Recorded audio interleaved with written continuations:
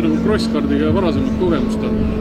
Noh, ega tegelikult väga palju polegi. Ma arvan, et nüüd eks 100 kilomeetrit võib-olla on sõidetud, et ma arvan, et sellest oli väga äge päev, et sai tulla siia Riiga kiirele asfaltrajale sõitma ja oli ka palju väljakutseid, et sellest rada oli üsnagi tehniline ja samas oli ka kiiret osa, et jah, pigem oli just keerulisem minu jaoks see tehniline osa, mis nagu rallikrossi radadel tihti sellist päris ei ole, aga ma arvan, et päeva lõpuks sai nagu hakkama, et läks iga korraga aina paremaks ja sõit oli juba lõpuks päris hea.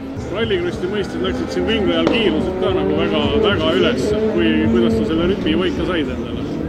No, eks mulle üldiselt kiired rajad nagu meeldivad, et on minu sõidustiiliga nagu alati sobinud, et tavaliselt mida rohkem pidamist ja mida suuremad kiirused, seda paremini välja tuleb, aga jah, oli selles mõttes šikaane ja kõvasid sellised suured kiirused maha pidurdusi ja see oli nagu ta oli väga palju erinevaid elemente, oli ka sellised kaldega kurve, et see oli nagu väga huvitav. Rada oli üsna pikk ja nagu sa ise ütlesid, üsna keeruline, et kuidas seda meelde jätsid?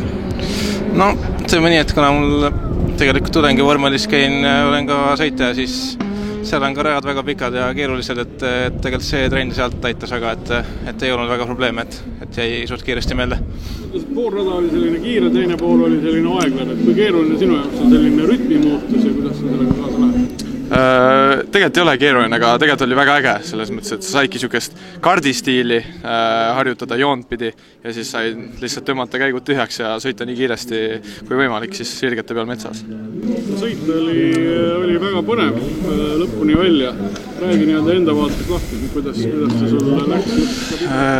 Oli nii tegelikult, et esimene sõit kohe, ma arvasin, et ongi juba läbipäev, sest et panin teises kurvis küljega seina siis, mis siis põhjustas kõvera ratta, aga õnneks sain lõpuni sõita mitte väga suure kaotusega. Ja siis edaspidi tegelikult ülejäänud läksid hästi, püsisin suht eesotsas, aga kui kahetsekski midagi, siis oleks see esimene sõit. Üsna ebatavaline rada ja üsna ebatavaline võistluspaik crosskartide sprindi jaoks, et kuidas raja selgeks said ja kuidas rütmi kätte said?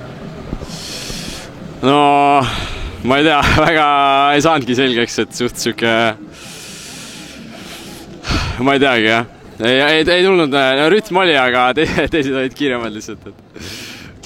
Oled ise ka mõelnud, et kuhu need sekundid võisid nagu jääda või? Ja iga kord mõtlen, aga ma ei tea, kuhu need lähevad.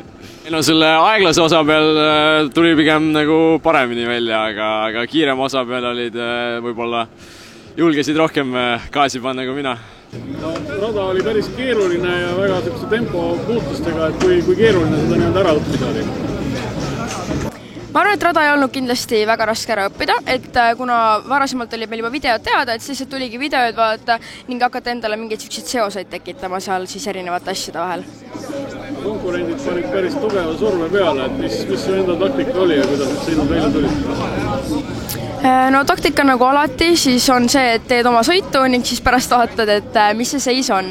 Et pole mõtet endale mingi pinge peale panna, et niimoodi on kindlasti palju raskem sõita, kui siis täitsa pingevabalt minna peale.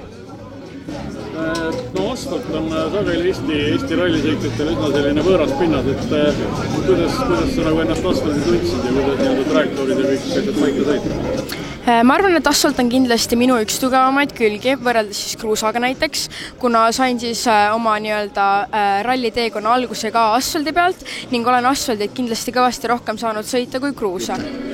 Sa oled SSV-ga oled, sa nüüd rallit oled nagu sõitnud, nüüd tuli nagu selline peaaegu et ringraja kogemus ka, et kuidas ütleme selline maastikusõiduk ikkagi sellisele rajale sobib? No eks tal on, ega need pidurid lähevad kuumaks ja kõik seda massi on vaja kinni pidada, et see ongi see, et saada ta nagu et kontrolli all, aga ütleme katse suhtes ikkagi, et ta on ikkagi võõras, ühtegi tuttavat kohta ei ole ja siis õpidki ralli jaoks ka väga palju, et see ikka arendab, ütleme siis ralli ajal oli täpselt samamoodi, et kui olid tehnilised osad, siis ma ütlen põhimõtteliselt kaardilugejal, et ole tasa, et siin ma tean ise, et ma nii kaua, kui mina näen ja tunnetan seda, siis ma saan nagu, ütleme, sellest tehnilisest osa nagu sõita ise läbi.